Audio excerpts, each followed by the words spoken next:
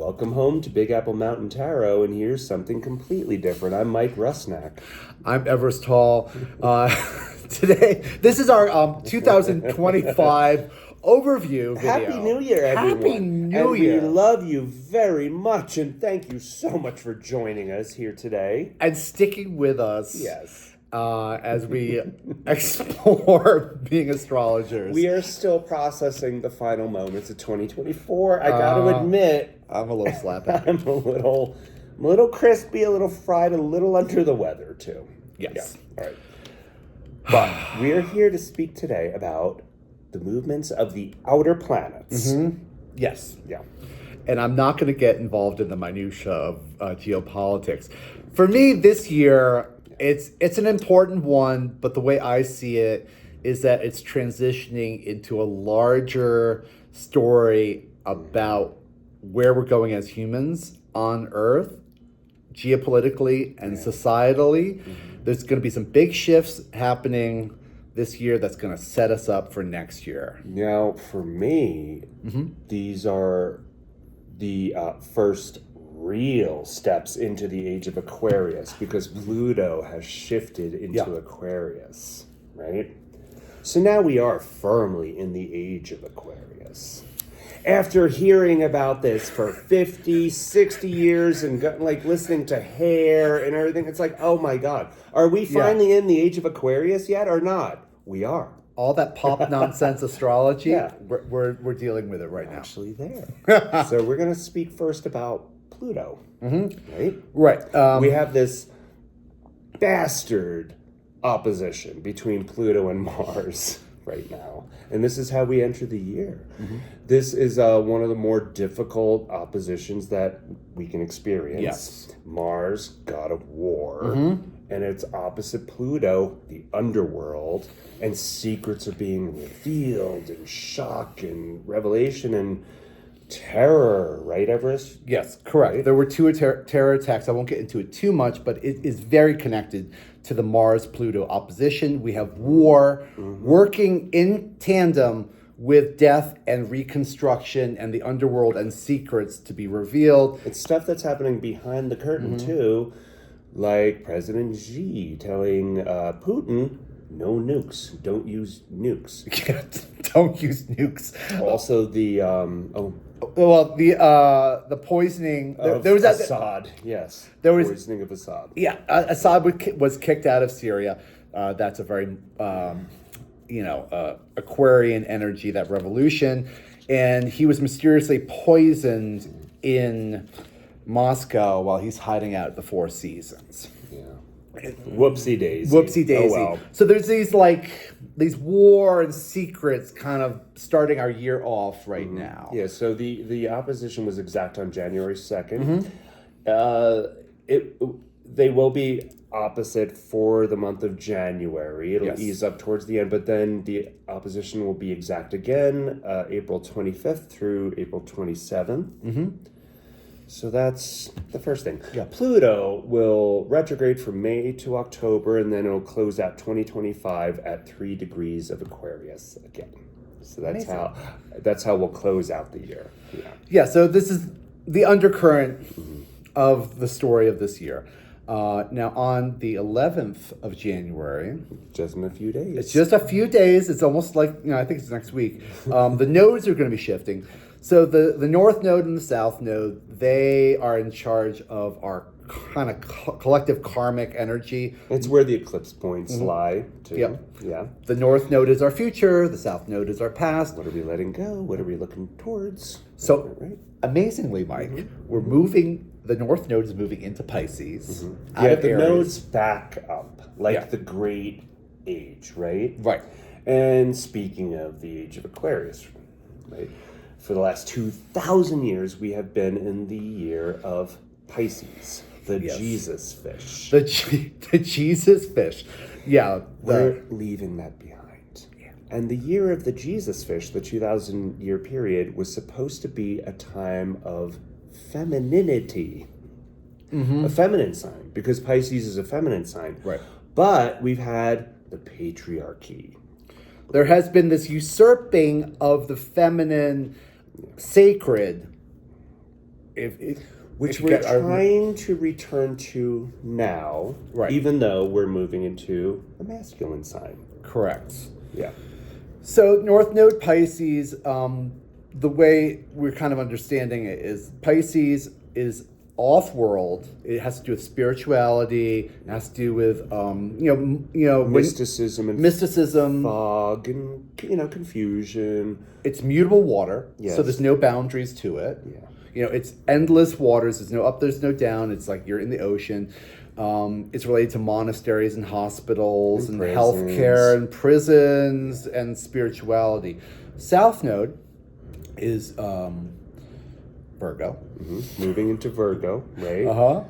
Grains and the little stuff, kind of. And farming methods. Yes. That are not efficient, right? So we're shedding that. Healthcare. Yeah. That's not working anymore. Right. There's. But we're coming through this time where we've had a focus on individuation and power. Right. And might of ourselves, our own sovereignty. And now we're looking at softening that up. Yeah. And we're going out of Aries and we're going into Pisces. And I think it's going to be a really interesting thing to be talking about. We're going to be getting a lot more into it as the year goes on. And we'll be talking about the eclipses as well as the year goes on. The eclipses are going to be happening in... And then the Lunar New Year will happen on January 29th. We'll move into the year of the snake. But speaking of the eclipses, let's just kind of touch on the eclipses. March 14th, there will be a South Node eclipse in the sign of Virgo. 23 degrees. Virgo, as we said, has to do with grain and the details. On our bodies, it's our microbiome. It has a lot to do with health. March 29th, there will be an eclipse in the sign of Aries. The last one in Aries. September 7th, there will be an eclipse in the sign of Pisces. And then September 21st, there'll be another one in the sign of Virgo. Right. So that one March 29th eclipse will kind of finish up all that transitioning energy we've been doing in Aries and set the stage up for what else is going to happen in Aries, which is going to be pretty exciting. Cool. All right. Jupiter. All right. We start 2025 with Jupiter retrograde at 13 degrees of Gemini. It moves direct on February 4th. And then on June 11th, it enters the sign of Cancer. Here is where Jupiter is exalted. Now, Jupiter in Gemini, it's thinking outside of the box, but it's a lot of thought because Gemini. Right. Thought, a lot of realization, a lot of chatter, but not a whole, with Jupiter and Gemini, not a whole lot of actual physical action. Or a lot of decisions. Perhaps you've had a lot of big ideas, but haven't been able to make them happen. Jupiter is an expansive gas giant. He promises a lot. He's abundance and happiness. He promises a lot, but he doesn't always deliver. He's our favorite drunk cousin dropping in from out of town. Let's do something crazy. Let's do something crazy with cousin Get in Eddie. The car. We're going to Vegas. We're going to Vegas. Yeah, but he's a blowhard. So that is going to kind of be that's going to be leaving Gemini, and I think we'll be able to think a little clearer. Yeah, it's going to be leaving Gemini and entering Cancer, and then for the last 3 months of 2025, Jupiter will be in this incredible trine to Saturn and Neptune, which will be which are in conjunction for all of this year. Yeah. So the big story of 2025 is the Saturn and Neptune conjunction, which is active now. Yeah, they're pretty, not exactly conjunct right now, but they're with each other the entire year, and they're kind of dancing with each other. For the last quarter of the year, Jupiter will be supercharging this incredible conjunction. Yeah. Now, what a powerful time.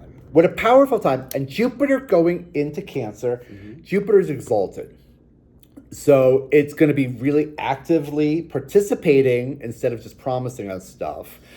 Moving emotionally and morphing. Morphing. Yeah. Cancer is Morphing with the news. Morphing with the news. Cancer is home, nurturing, motherhood, everything that's kind of nice about the home and cozy. Jupiter's going to be coming in there and really activating our Cancer Putting energy. the importance on those energies. Yeah. Yes. Yeah. Yeah. Okay, Uranus has been in Taurus since... Forever. You tell us, Taurians, how long has it been? Since 2019. 2019. It's not easy. No. It's not easy in a fixed sign. Ick, right? Ick. So from July 7th through November 8th, Uranus will move into Gemini, activating all that Jupiter could not activate. Correct. Giving some real fuel. So it's like an air planet and an air sign. Yeah. Pow, pow, pow, pow. Uranus, who rules our friend Aquarius, is a real kind of electronic, exciting, not really chaotic, but it kind of comes in bursts. When it moves into Gemini, something's going to happen. There's going to be an explosive, bang, not a real explosion, I hope, but a real excitement, a real shock, and it's going to be working. Yeah, and trining the other air signs, trining to Aquarius, trining to Libra. Yes. And if you've had ideas this past year that you really can't get through and can't really achieve, it's good. The Uranus is going to help over the summer to make things happen for you. Mm-hmm. Yeah. Think futurism, think wild, think out of the box. Think revolutionary. Think beyond our own boundaries. Yeah. We're really kind of getting into a sci-fi world now, and it's going to get more and more, I wouldn't say fantasy, but it's going to get more eccentric as the year goes on in a very surprising way. And then Uranus retrogrades, and it will close 2025 back in Taurus. But not to fear, it's only until February 2026 it will go direct again, and then late April of 2026 it will move into Gemini. Now this saves the best for last. This year is about the conjunction between Saturn and Neptune, right? Saturn is restriction and fear, but power to build something real. Yeah. If permanent structure. It doesn't like bullshit. No, if you think of Saturn as that one professor who really put you through the paces and drove you crazy, but at the end of the year... You remember that professor fondly and forever. Yeah, you remember him. Yeah. Because he made you work and learn something. Yeah. So, And if you get beyond Saturn, you get into trouble if you go beyond your limitations. Yeah. Okay, so Neptune moves into Aries on March 30th. Saturn moves into Aries on May 25th. Yeah. They will already have been in a conjunction, operable conjunction from the end of January. So we could already feel what's happening, but they're in Pisces still. Right. They move into Aries by May. They're both in Aries. Then, for the summer, they're dancing around each other, kind of coming within 1 or 2 degrees of each other. Yes. And then by August, the first half of August, we will have the conjunction be exact at 1 degree. Right. Yeah. And the last time this happened was 1989. Oh, yes. What happened in 19... Yes. Oh, yes. What happened in 1989? Winds Communism the collapsed. Scorpions had a hit song. They sure did. Yeah. Okay, so I'm just going to talk real briefly about this idea. So Neptune, which is fantasy and theater and imagination, spirituality, and also there's a theoretical aspect to it. Now, if you imagine a government communism that's based on a theory that doesn't really work, in conjunction with Saturn, rules and regulations and laws and limitations, this is when communism collapsed.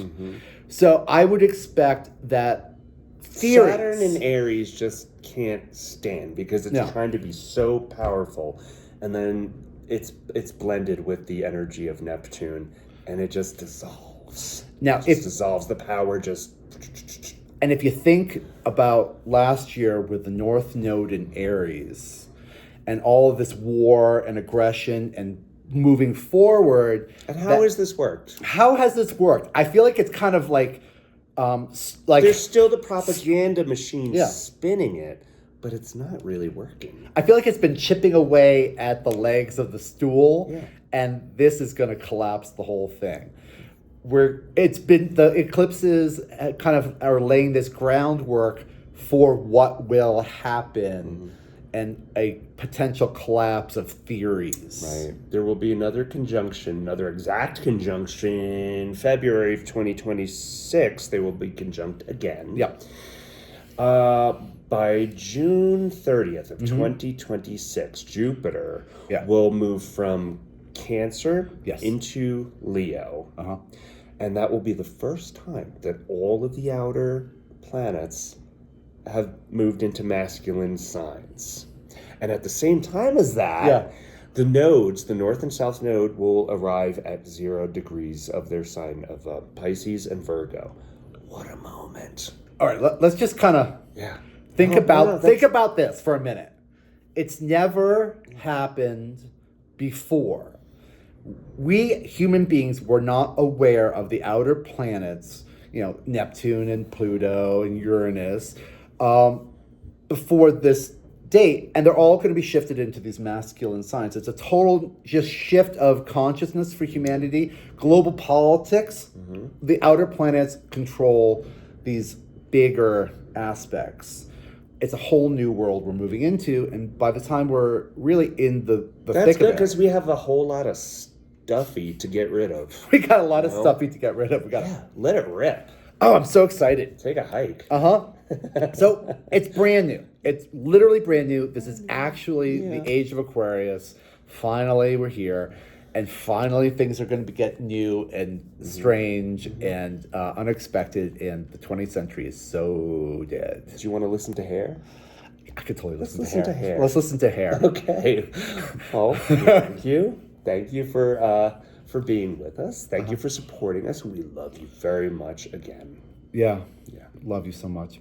Thank you for likes, comments, and shares. Bye. Bye.